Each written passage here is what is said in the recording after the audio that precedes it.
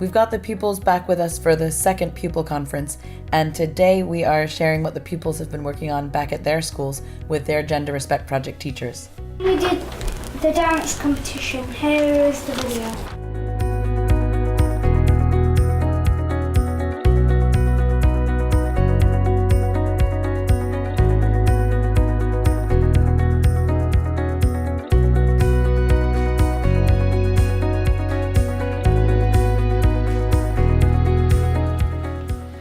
We did a boys dance competition to prove that boys can dance.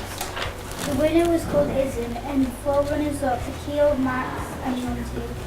We made a box so that if you wanted to join the dance competition, you put your name in the box. We did an assembly where we showed the drama and the rap. In our school, we've been showing our pupils and we've made a PowerPoint in our assembly to show them gender respect and talk about it. And I think there has been a few changes in our school. We've made some leaflets and posters to put around the school. I think there has been a few changes. We've also been writing a song to show what gender respect is all about and why we're doing it. We've got a very, very talented musician in our school called Jeff Allenack. And he came along and he took the song off them and then he's made it from their words, using their words and creating it into a song. We hope that the song will make people understand what gender respect is about more and stop teasing other people for what they do. You respect me, and I respect you.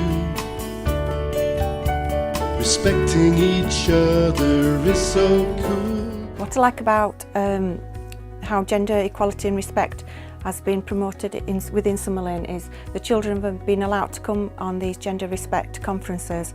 They've been allowed to promote their own ideas within this conference and take them back to school. And also each class has then taken gender respect and equality on board, and so have the teachers. There's been assemblies about it, posters and big awarenesses about it. I think a lot has changed in our school since we came back and told everyone, because a lot of boys and girls have been coming to me and saying like, this person has said that, and I feel like we've really learnt them to do something. These guys done 2 assemblies and we felt it really inspired people in our school, and we're hoping we're going to make it a bit of an annual thing, that we'll have a boys dance competition every year, and loads more people wanted to be in it next year, so really positive impacts we've had already. Sometimes I wonder if there was no gender, what would the world be like? No sexism, no bullying, free to do whatever I want. All I wish there was equality, because I'm not a boy, I'm not a girl, I'm just a person in this world. I'm not strong like a man, I don't throw like a girl. I can cry, I can shout, I can scream. I just want to be free to be me. I'm not a boy, I'm not a girl, I'm just a person in this world. Sick of all these labels. I'm not a boy, I'm not a girl, I'm just a person in this world.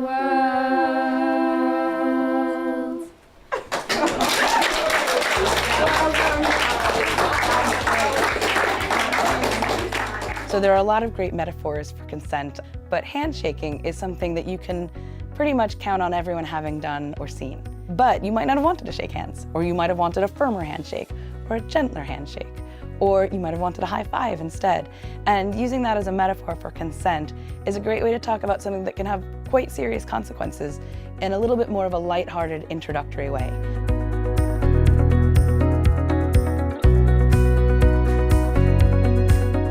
This time, I don't want there to necessarily be shakers and shakies. I want you to have people who are agreeing together how you're going to greet each other. You might say, would you like a gentle handshake or would you like a strong handshake? But make sure that you both agree on how you're going to do it before you do it. You got it? Okay, off you go.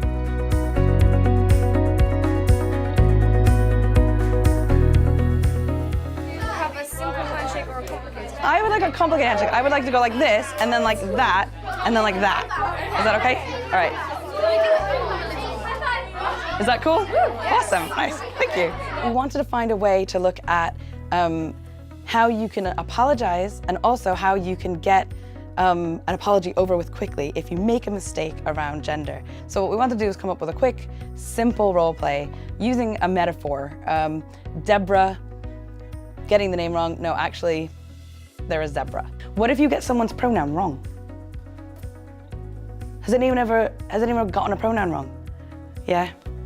Yeah. We decided to sort of just overreact in just that way you don't want. You don't want to make a big thing of getting it wrong because that makes it all about you and it doesn't really move things on and include someone. Hi, I'm Chella. My pronouns are she and her.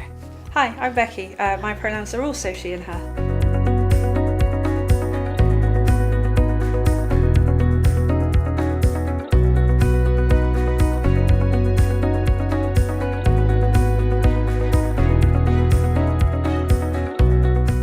Hello everybody, this is Deborah. Oh no, I'm not Deborah, I'm a zebra. Hello everyone, this is Deborah. I'm actually Zebra. Oh, I'm sorry, this is Zebra, everybody. What are your pronouns? I'm they, them's, well, so. Okay, well, I'm them, they, them. We found that the kids in school were reporting to us from different schools that they were on the receiving end of some harassment. We also noticed that some school kids weren't reporting it at all, and we weren't sure if it wasn't happening in those schools or if they just weren't reporting it or they weren't noticing it. Write down all of the things that you have ever heard about that might have happened in school, or maybe on the street, or maybe on transport, something like that, that you think is an example of sexual harassment.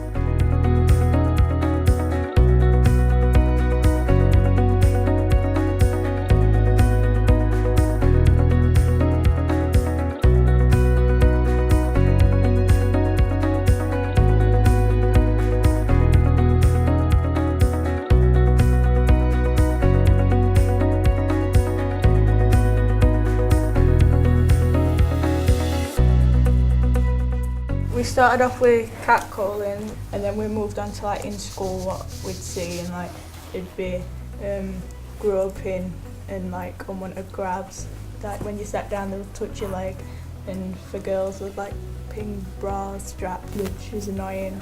But what I'd like you to think about is when stuff actually happens physically in school, what can you do about it?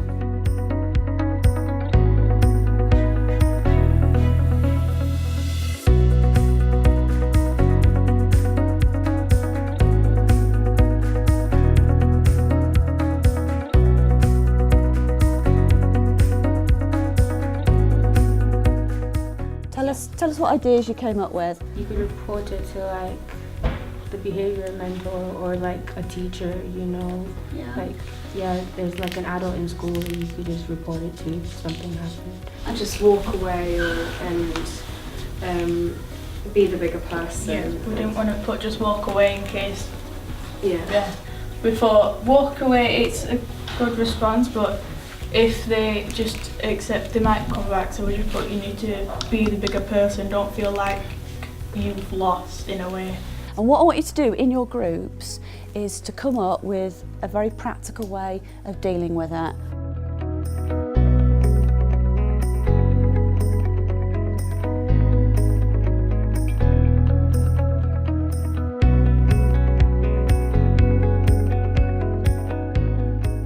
She doesn't like the situation, and then she's going to inform the teacher over here, who's very angry because she does not want her pupils to be harassed like this, and then the pupil here feels ashamed at what she's looking at, but she doesn't want to address it, so she's just going to be embarrassed.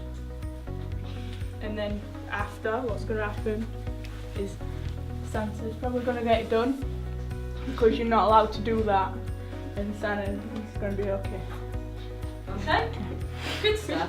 The overall aim of today within the children that are here, the primary children, is to take them from that next step where we met first.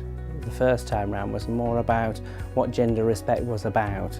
Today is about reinforcing, well, what are we going to do about it? How are we going to make an impact across our schools in Barnsley, Sheffield and other parts of South Yorkshire?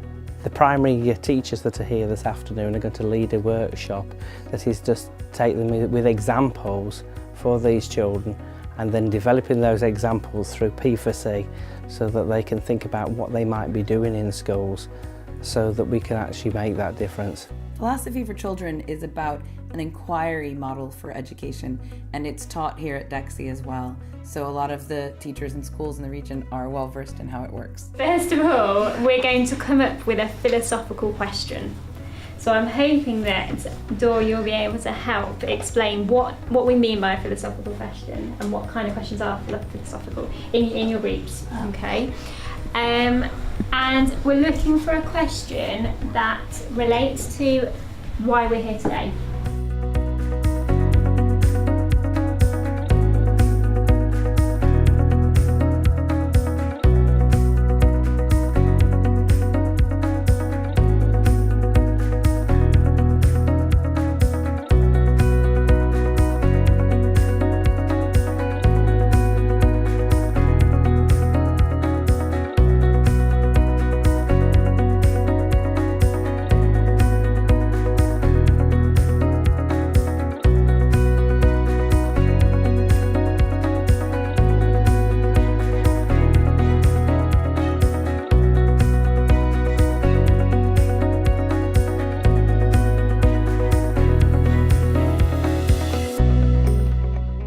There's absolutely no reason to for people to say who you can play with, but some people play with boys that are girls, and girls can play with boys, and some people tease them, and I think that's really wrong because I play with boys quite a lot. Some people make it more embarrassing and more hard to do it because they think you'll have a crush on them, and it just makes it look harder. But just as a last words, and what we'll do is we'll just pass it round the circle, so anyone who wants to say something, just say something. People should be allowed to play with other people, no matter what gender they are. That affects some of your other life because I want to be an astronaut when I grow up, and some people have said that I can't really be that because I'm a girl and stuff. I heard someone say, oh, well, the solution to that is separate the genders and have them play different games. And I'm like, well, we want to play with each other, so that's not helping. We have a big sort of activist angle on all of this. We want these kids to feel empowered to take these ideas into their schools and share them. You can make a zine out of one sheet of paper really, really quickly. They could take any of the ideas that we'd worked on today or any of the previous days of the Gender Respect Project and create a little resource that they could share straight away all about it with their classmates. The answers they came up with were so quick and so on point and so sort of rock solid responses to the stuff that we'd been talking about. And in their own words. I mean, I learned some new words today. It was great. It was so impressive and so empowering to be a part of, and for this to be sort of the culmination of the day where they were going to create some resources to take back to their schools and disseminate the material was fantastic. Well, my story is about a potato. Okay. It's about consent. Fantastic. Basically, Please share it. There's a potato that's just relaxing. Okay. And then it gets up, goes for a little stroll. As you do. And this peeler comes along, attempts to peel him without consent. Right, fantastic! So the potato has to say, I don't want them to be boiled.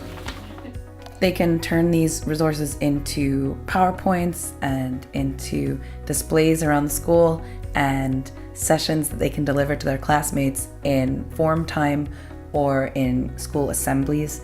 And they can actually reprint their little zines that they're making and give them out if they want to.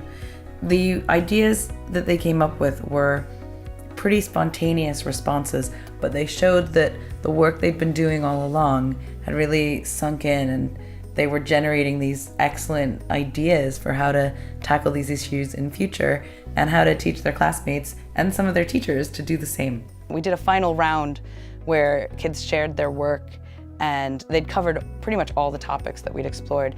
And then we did a round where all the pupils involved and all the staff involved just shared how they felt or what they hoped. I enjoyed hearing how people felt about certain subjects and how their reactions were. So like sexual harassment, those people were disgusted by it, which is good because it shows that people want to move on from this misogynistic and, you know, homophobic era. I hope that all of our students in school end up with a much better awareness about gender issues, so they change their attitudes. I hope that when we go away, we'll be able to make it known and make it better for the people that don't know what to do, and also that have questions to ask themselves. So Brilliant, thank you. I hope that we can resolve some of these issues in school, so make people aware that people might not want to be called she, so just so people feel happier and more just not they have to be made someone that they don't want to be. I find that your ideas are stimulating and interesting, inspiring, and you are the next generation of activists, and I'm really excited about that. So we'll just go over our vision, shall we? Our vision.